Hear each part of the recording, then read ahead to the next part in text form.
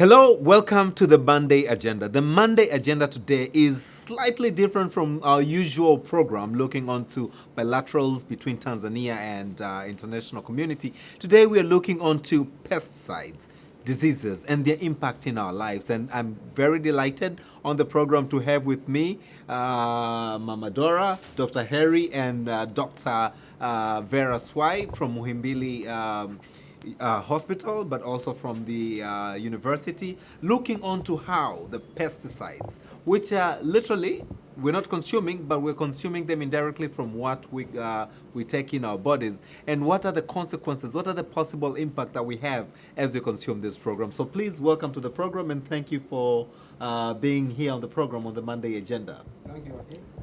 Maybe to start, Dr. Vera, pesticides. I'm sure my viewers will be like, okay, this is interesting, but what are these?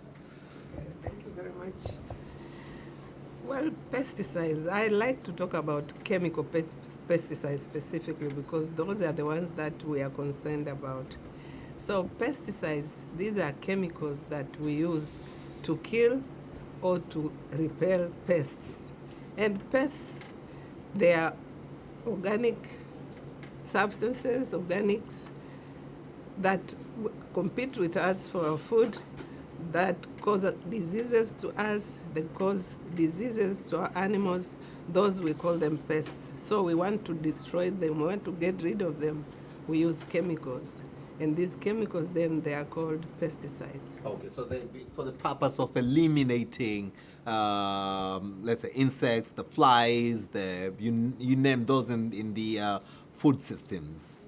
Exactly. And the pesticides, they are named according to what they are targeting.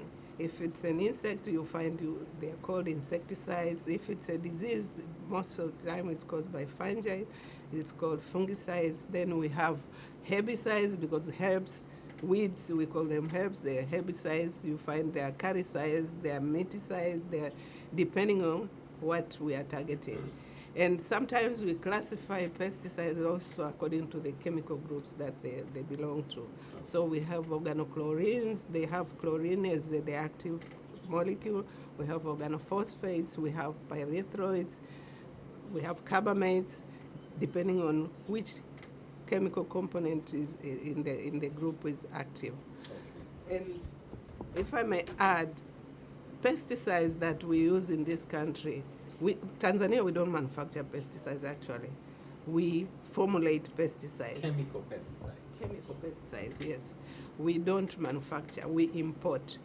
And we import them as ready to use, which are already bottled or canned or in bags that we take to the field directly, or we import the active ingredient and formulate it. When we talk of formulation, we are diluting the active ingredient because it comes in smaller quantity and you cannot give a farmer that small quantity to measure.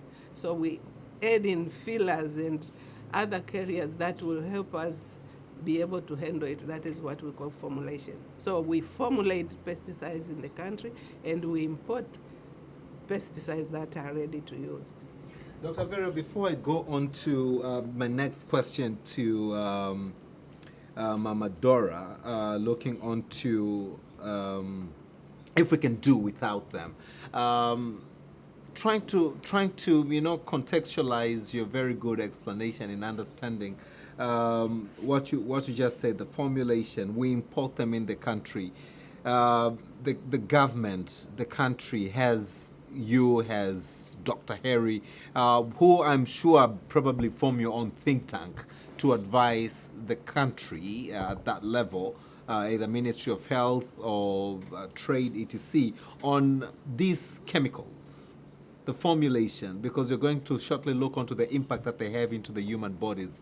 Now, if the government is aware of the consequences that these chemicals have, why do we still import them, Dr. Vera?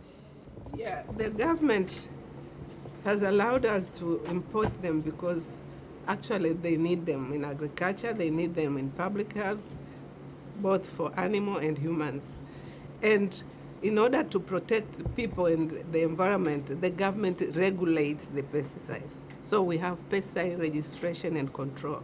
every product that comes in the country has to be registered through what used to be TPRI now, which is, I'm not sure it's still TPRI.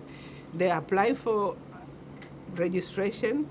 The chemical is tested in the country to find out whether it is efficacious to whatever they want to use it against.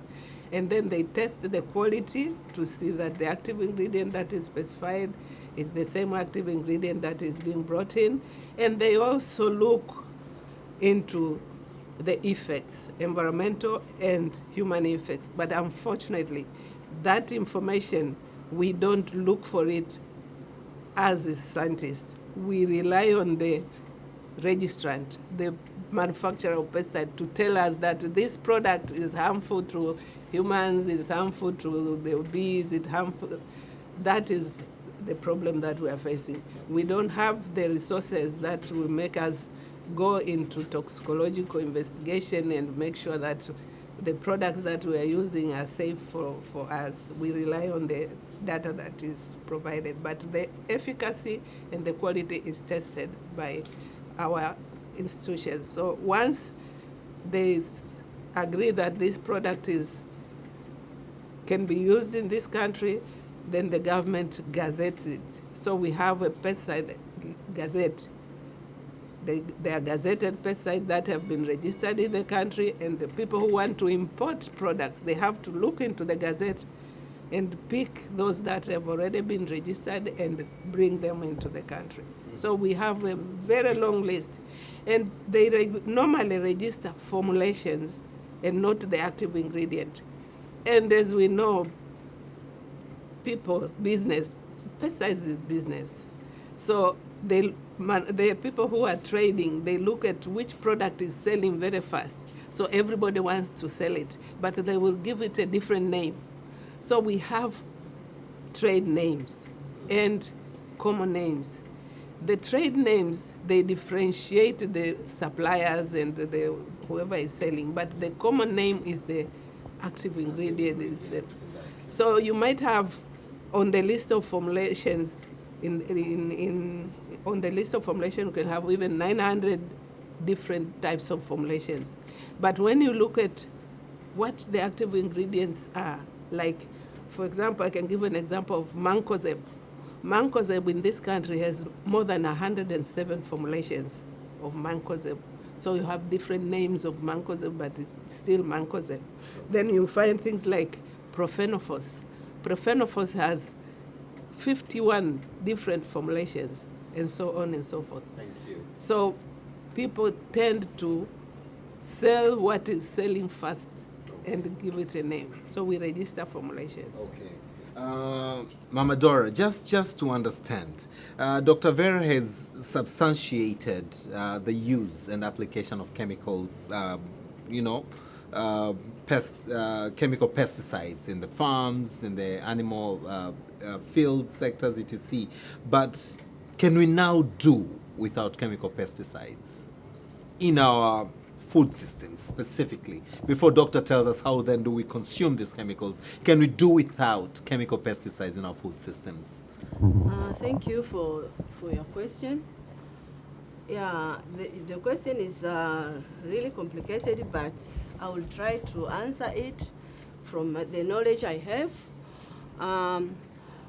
I think most of us will remember that chemical pesticides came into use as manufacturers of those products continued to show that those are the only things we can depend on for increasing productivity. And unfortunately, that message went to our politicians and to some of the people who are practicing agriculture that without pesticides they cannot really produce. But that message, I think, is wrong, because right now there are so many people who are now producing agricultural products without using those conventional pesticides or chemical pesticides. There are people who used them before. Instead of getting higher yields, they lost the yields. So they switched to non-chemical pesticides, and now they are producing very well.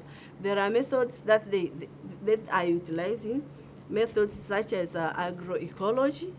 Agroecology is a method that you manipulate your environment where you are growing your products, and the products will grow by using only natural fertilizers, only natural fertilizers, and other techniques that you use to make sure that the plants are not infested by pesticides. There are another method is actually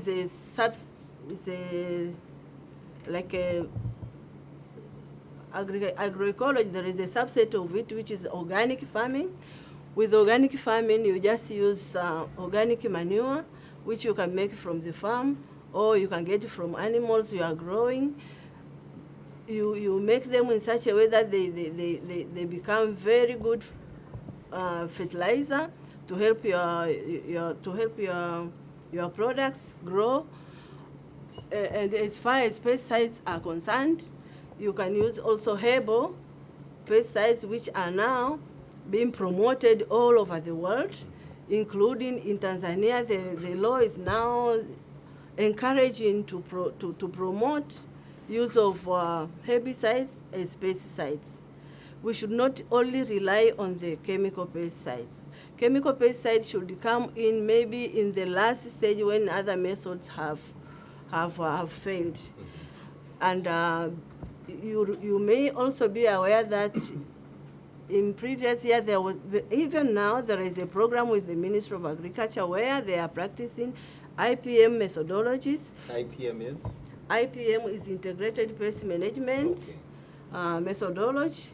That methodology encourages very little use of chemical pesticide, if any has to be used. Otherwise, you don't need to use chemical pesticide for your production. I will ask you on that particular point, Mama Dora. Sulfur, for instance, is used widely when the cashew nuts, when the cashews are just, flowering. Then we have to use sulfur, else that flower will get cut and will not get that cashew. Is there an alternative to that? I can mention so many other crops. I can mention maize, which is highly cultivated in Tanzania. I can mention beans. I can mention potatoes in the southern islands, etc. So what alternatives? You've mentioned a couple. You've mentioned, products from the cows, etc. But when it comes to the use and application in such scenario, are there alternatives to that? Right now, I'm not aware of the alternative for sulfur with the cashew, but there are so many alternatives for other products. Like mwarubaini has been used a lot for maize. Yes, mwarubaini or neem has been used for other crops like maize. But for cashew, really, I don't know if we can replace sulfur with the organic or with the non-chemical. And it's something for the respective bodies to reconsider, according to your explanation. I'm sure Dr. Now will also chip in. Doctor, you've been in practice for how long now?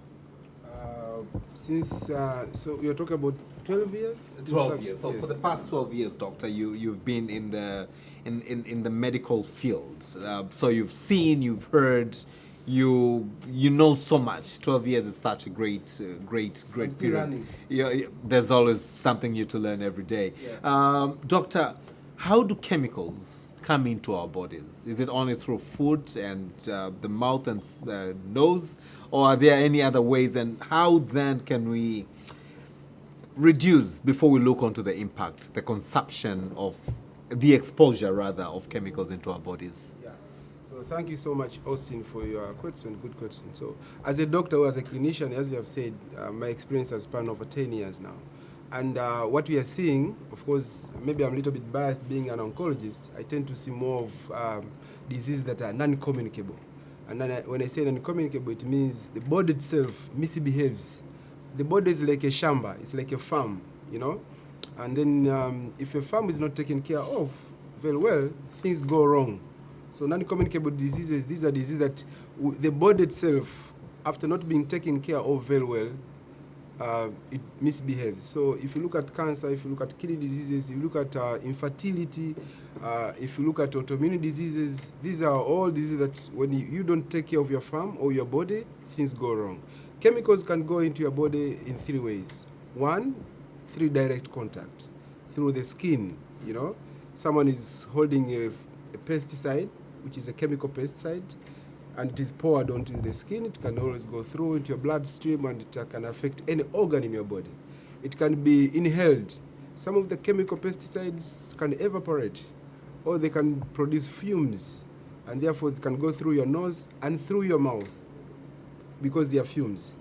But another one is that these chemical pesticides can also be ingested. That means they can go through your mouth, either directly or through into the water, or once they are applied into the plants or whatever it is that we are growing, those plants can retain some of those chemicals.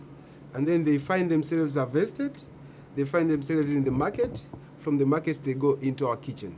From our kitchen into our plates, from our plates into our bloodstream.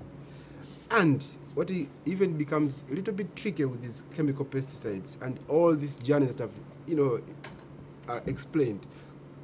Inhalation, through the contact, the damage could be a little bit fast, especially if the chemical pesticide goes onto your skin. The dose is, strong enough, it can affect the skin, and you might get the reaction there and then, after a few days.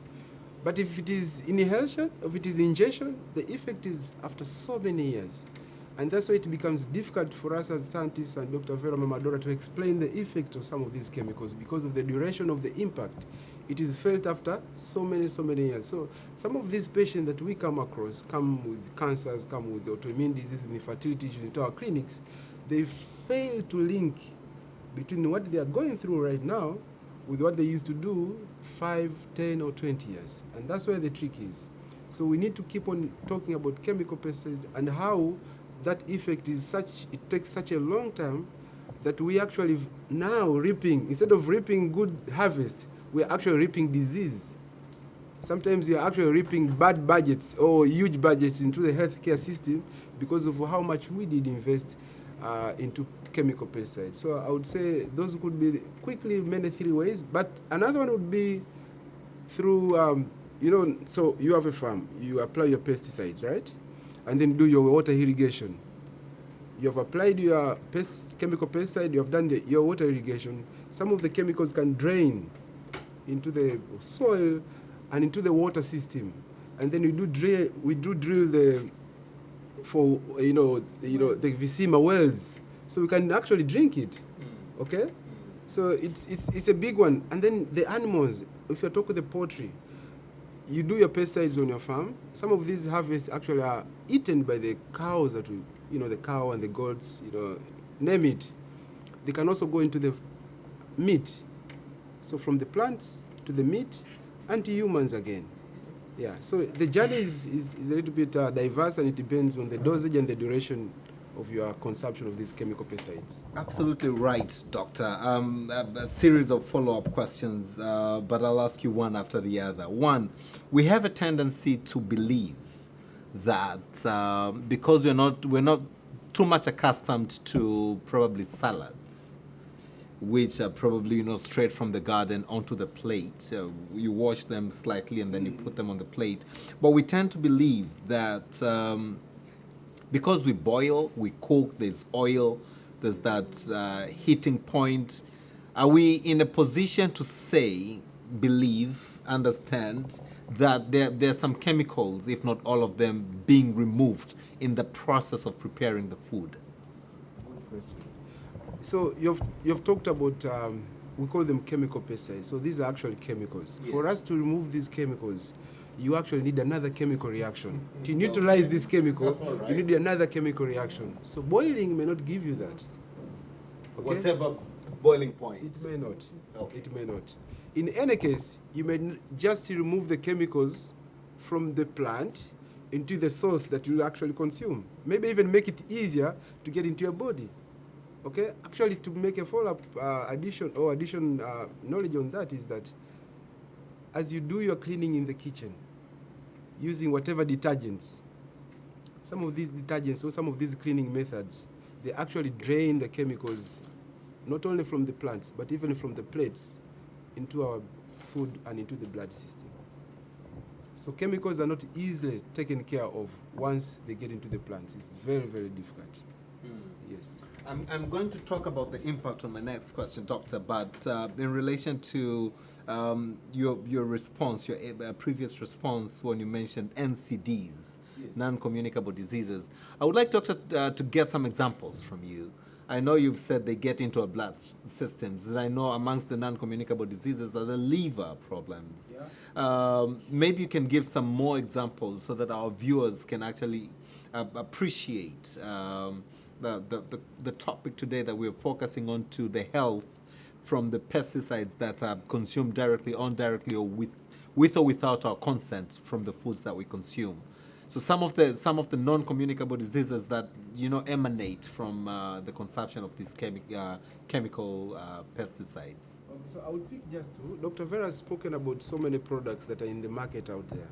And she has spoken about the brands, but she has also spoken about the chemical component of some of these chemical pesticides. So the damage, or when that damage comes to you, will also depend on the chemical you have consumed, and probably the dosage and the duration you have actually consumed. So I would pick, first of all, my own disease that I usually take care of day in, day out, that is cancer. We know that there are so many cancers. We're talking about over 100 cancers that are directly related to consumption of certain chemicals. Okay? And I'm talking about chemical pesticides in this case. The only problem that we do face as clinicians or as a country is that we do not have, and I think this is, I would want to speak to those who make the policies or those who make the budget, is that we need to invest in investigations of the amount of pesticides, not only in the pesticide itself when it's packed, but the pesticide in the body, in the bloodstream. Our people or our friends out there, they are able to actually do a blood test and actually test how many chemicals that would bring you disease is in your bloodstream. So we need to invest more in that. So the cancers, many of them are related or are caused by some of these pesticides. I will not tell you how much because I'm not testing, but I do believe it is happening in this particular country. I cannot give you the strong percentage and the numbers because I'm not testing. Dr. Vera, I was in Marangu last week, and when I was there, the neighbor had received a body of a 7-year-old child who had complications in the kidney. And doctors mentioned cancer. I know of kidney failures, which are very common now in the country. Looking onto the impact of some of the chemicals you mentioned, which come onto us. I'm looking onto the 7-year-olds. I was once in India and met a 5-month-old girl who also passed on, had gone to India for kidney Doctor, looking onto the impact, what's your take? What's your take on that? The chemicals that we consume and the impact, because you mentioned earlier that we tend to focus more on to what happens now. I vomited, I passed out, etc. But doctor speaking about cancer is long term. But looking onto the impact, doctor, from your very good explanation from the very beginning, what are we looking at? Well, thank you very much for that question. That question is pertinent now because as we normally used to study impact of pesticides, but we look at applicators, those who carry the knapsack and go out to spray because we feel that those are the ones who are in danger, those who are at risk. We forget about women and children. But our friends in developed country, they normally follow up the pesticides. They normally do a lot of research. And the information that we need to use now is information that has come from them because they use most of the pesticides, but the poisonings and the impact normally happens to us. And why? Not because we are very careless. It's because of the type of agriculture that we are practicing. For them, it's large-scale agriculture, so they use a lot of mechanization and all this. Ours is small scale. Small scale, it means there are so many people who are exposed. Coming to your question about children, the impact of pesticide on children, it comes even from their mothers. If the mother is exposed to pesticide, they can pass it into their unborn child, and the child can be born with lots of complications. And that's why we even see cancers in small children. You wonder, where does this come from? This child is only suckling milk from the mother. How come the child has cancer? It's because of the chemicals that the mother has passed on to the child. If I give you an example of a product that has been used for a long time in Tanzania, is still used in Tanzania, it's chlorpyrifos. Which one is this? Chlorpyrifos. They have different brands, but I can name only one, which they are going to kill me for it. Pesticidesband is one of them. That chemical has been used for a long time, but studies have shown that it has a lot of problems on children, both unborn children and children who are growing, because it affects the neurodevelopment. The brain of a child is developing, and if it is impacted with this chemical, it normally is either retarded or it now causes all those complications and transformation.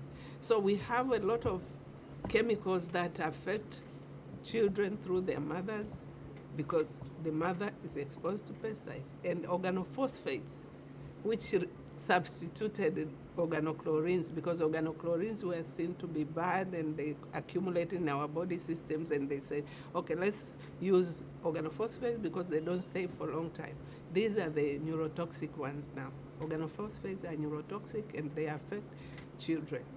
And we are now starting to do studies on the impact of pesticide on unborn children and children who are school age. You find it even affects children. There's attention deficit, there's autism. All these, they come from exposure to pesticides.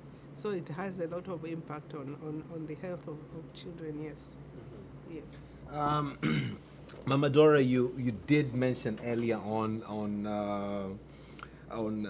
why, or what rather, the alternatives, and probably you also want to add up onto some of the cases impact before I go back to doctor and then speak about all this. You call them deformalities, children born with deformalities, open back, etc. In relation to, are they related to this? I'll come to you, doctor, but let's hear what Mama Dora has to say or contribute to the impact of chemical herbicides or pesticides that we use on a daily basis in our practices. Yeah, thank you for the question. For the question again, the impacts, as my colleagues here have said, are many, and how we get them. For example, doctor here explained how chemicals get into our bodies. I want to add on the way we eat chemicals, because if we go to Iringa, for example, where they grow tomatoes, Yes. you'll find them applying pesticide on already ripe tomatoes, which are ready to go to the market, because they say if they put the chemicals on those tomatoes will shine, so they will attract the customers. But they forget that customers are going to eat those tomatoes with those chemical pesticides, because chemical pesticides have time to degrade. If you apply today and send the tomato to the market, when is that time to degrade? Where is that time? So they don't give them time to degrade. So we eat tomatoes which are already with pesticides, and other impacts would be from other crops which are grown on farm. If we apply, for example, initially there were these persistent organic pollutants, they can stay in soil for 100 years.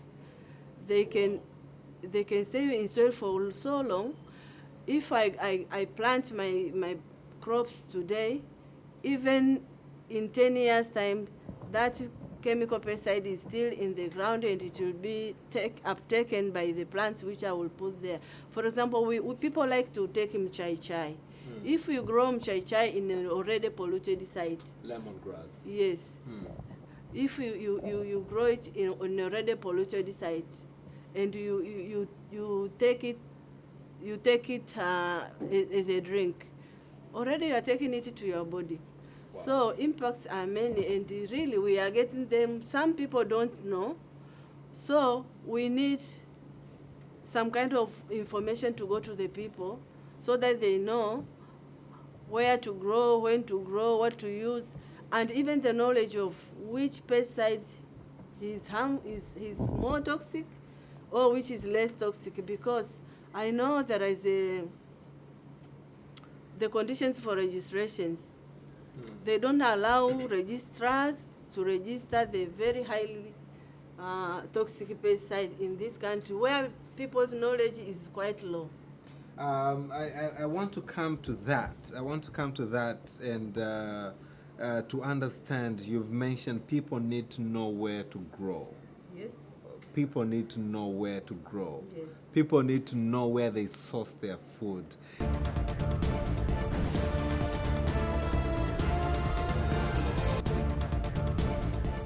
You are watching the Monday Agenda, and on the Monday Agenda today, we are discussing the impact of pesticides in our lives and how do we consume them, and what are the possible, outcomes from the consumption of these pesticides in our lives today, tomorrow, and the day after. And with me, a specialist from the Muhimbili Hospital, Mama Dr. Vera, who's actually been dealing with this matter for the longest time. The impact, all that. And we have Dr. Harry, who is looking onto the oncology issues, the cancer issues here at Muhimbili Hospital. And then we have Mama Dora, who is also a specialist in the field, looking onto the application and what are the alternatives that we could actually have instead of using the chemical pesticides. Doctor, you spoke earlier about the consumption. Mama Dora is speaking about the can I call it the consent, the knowledge, the awareness. Most of us who are keen or interested in farms, we just go buy farms, plant stuff, not knowing. I've come across the word soil testing. Is this what probably the measure? Maybe Dr. Mama Dora, you'll tell me, is this whereby we need to do the soil testing prior to buying that land for agricultural practices? Before we look onto follow-up question that I have for you, Doctor. Do we go on to soil testing before we is this the message that you want the viewers of the Monday Agenda, especially those keen into agriculture, to actually consider doing soil testing to see if that soil is exposed to chemicals before they go on to agriculture?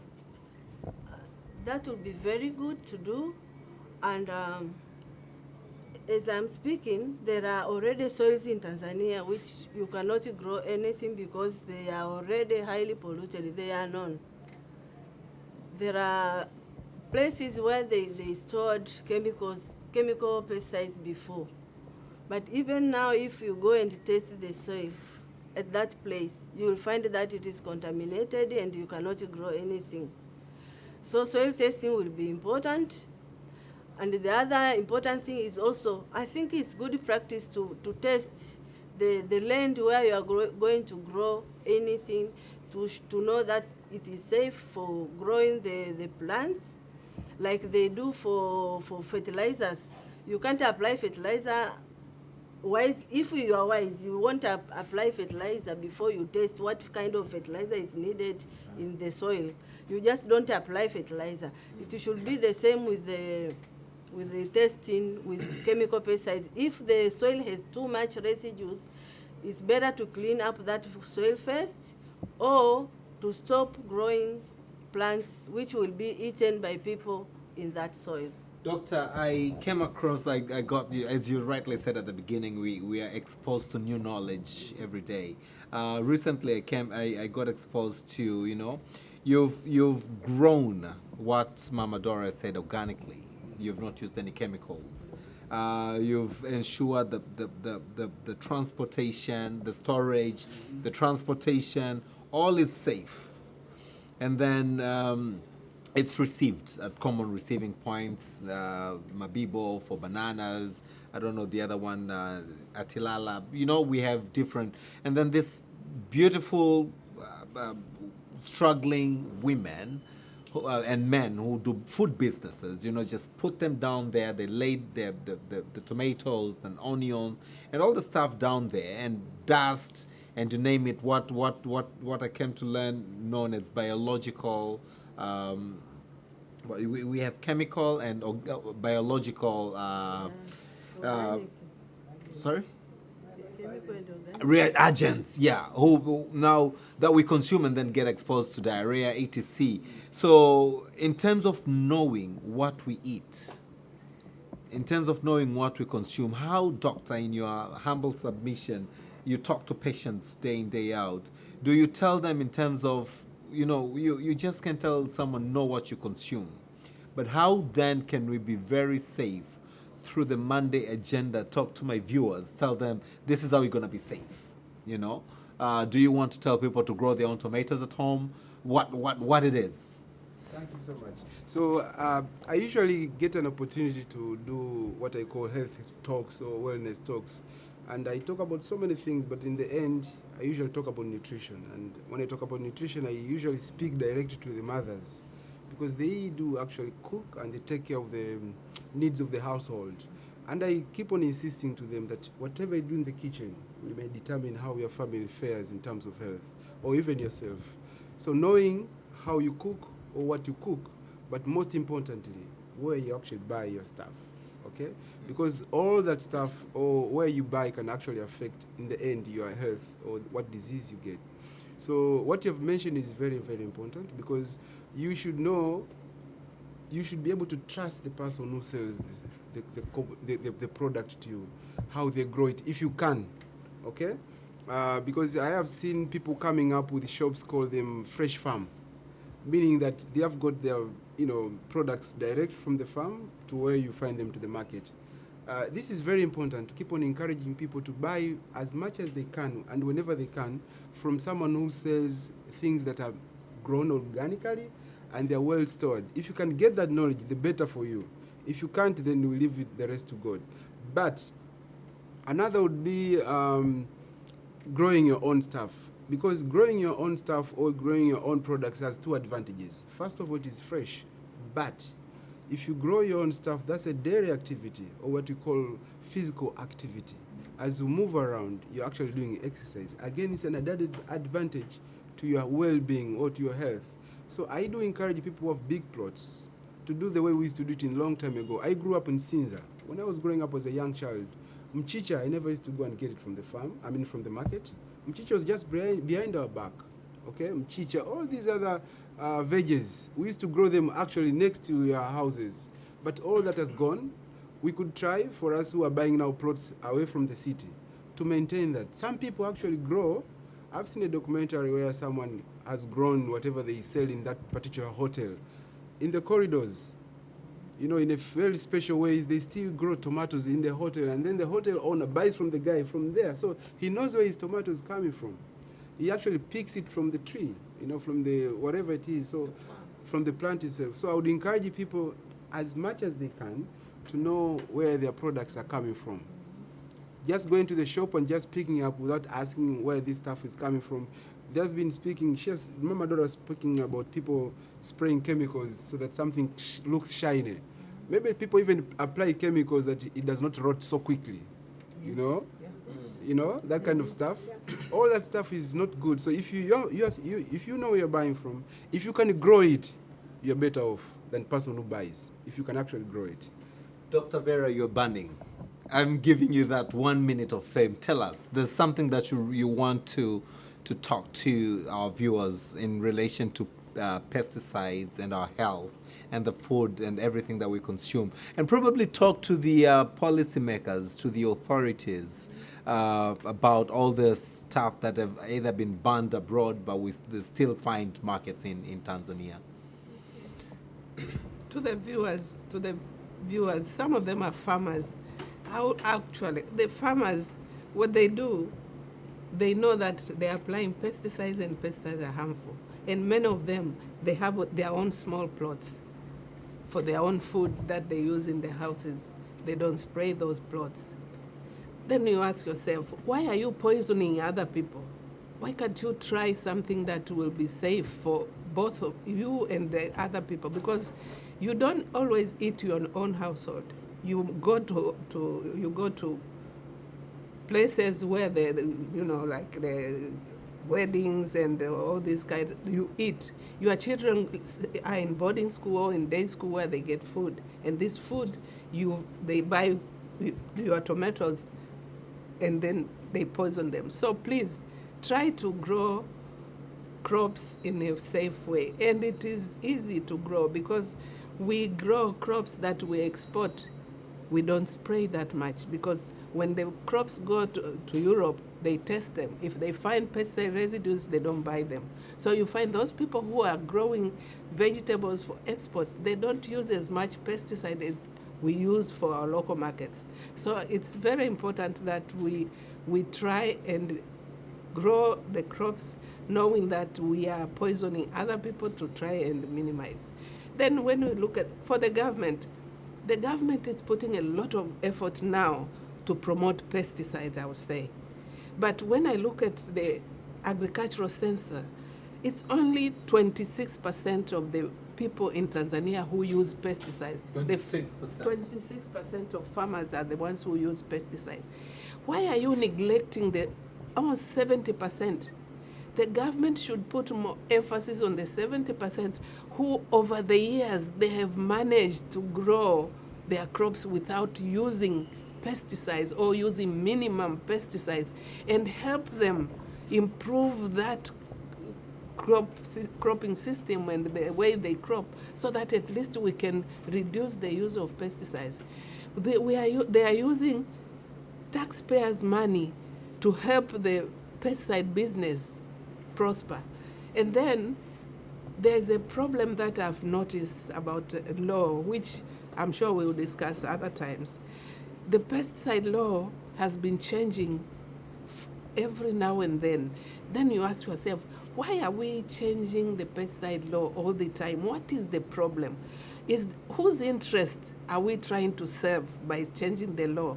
As I look at it, the interest that is being served is for the pesticide business, not for the people that the laws were made for them. The laws were made to protect the health of Tanzanians and the environment. But now, as it keeps on changing, it is putting the health and the environment in danger. Okay. Maybe if we ever have time, I would like to discuss more about the but now the government should put more emphasis on the 70% of the people who are not using pesticides, and come up with policies and strategies to go into ecological farming, to go into organic farming, so that at least we can feed our people with food that is healthy and reduce the non-communicable diseases that the doctor has described here. Thank you, Dr. Vera. Doctor, can we ever get rid of this chemical pesticides in our life so we do not have non-communicable diseases in your clinics? I think As 1 minute of fame, so in 1 minute, just we please can give. reduce so much, and I hope in my lifetime we can actually get rid. Yes. How, doctor? How? By keep on talking, discussing, so that we increase the awareness of the impact of the chemical pesticides, and I'm talking about negative impacts of chemical pesticides, and in particular showing testifying, me as a doctor, how important it is to actually consume organic foods, how your body can actually perform way better, how you can enjoy the benefits of good health by eating organic food. If you really want to potentiate your well-being, okay, enjoy your happiness without disease, because what we are saying is, by WHO standards, being health or being disease-free is not only not having malaria or a cough, okay, but being okay in general. So if you want to be okay generally as a as a human being, you need to consume organic foods. You don't need to consume foods with chemical pesticides. So for any nation, that wants to prosper, or for any individual who wants to prosper and be happy and enjoy this life, you need to start consuming organic rather than chemical pesticides. Doctor is talking about consumption of organic produce. You've also spoken about production, organic production, etc. But a humble Tanzanian consumer would go onto a market and probably not have an idea of which one of the two is organic and non-organic, because they all look the same. You know, how do we differentiate? How do we reach out to a Tanzanian and tell them, you know, go ask, is this organic? Of course, if the businessman bears in mind that you want to buy, you want organic so that you can buy that and leave the non-organic, they will lose business. So they will tell, yeah, this is organic. So is there a way that you can tell that this is healthy, this is unhealthy? And what is your advice in 1 minute?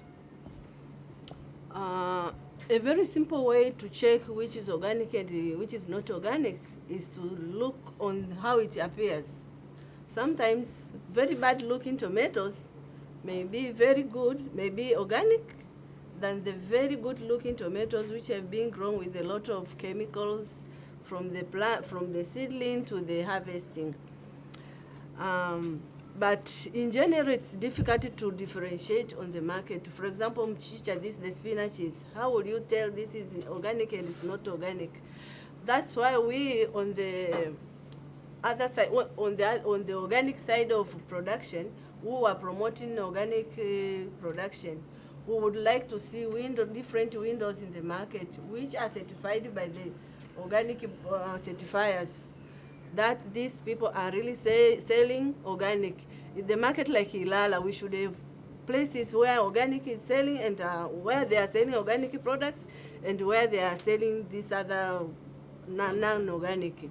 We would like to see that in every market, so that if I'm in Tabata, I'm in Kinondoni, and where I can access the organic products in the market on daily basis. And before I finish, I want to echo what Mama Vera said, that the government should start promoting the other 70% who are not producing by using chemical pesticides. And to add on to that, there are investment policies which are being promoted in Tanzania. I would like also those manufacturers or formulators of pesticides, some of them should convert to promoting organic rather than promoting and selling the chemical pesticides. I would really like to see a big company, whether from wherever the world, who are coming here to set up the business for producing and selling these are non-conventional pesticides, because accessibility to those pesticides is also a challenge. So we need to improve that accessibility. We pray that big companies come and sell non-chemical pesticides in Tanzania. And with that remark, we've truly come to the end of the Monday agenda. I'm sure, my dear viewers, you would still have lots of more questions. There's a window on the 1st of March from 5 p.m. at the Alliance Française to meet my specialist and more.